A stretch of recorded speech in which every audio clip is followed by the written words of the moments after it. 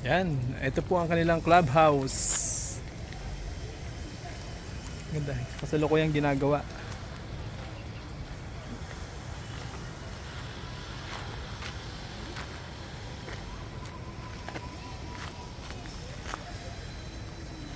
Dito naman sa bandang katabi ng clubhouse, ito meron nandito na yung basketball court.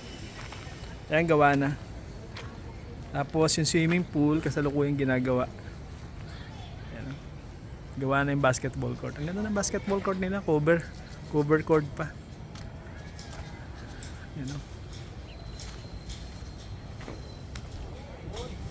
ayan, swimming pool, ayan.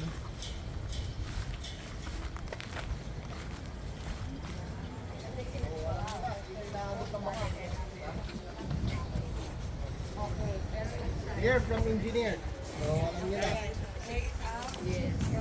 Ayan, swimming pool.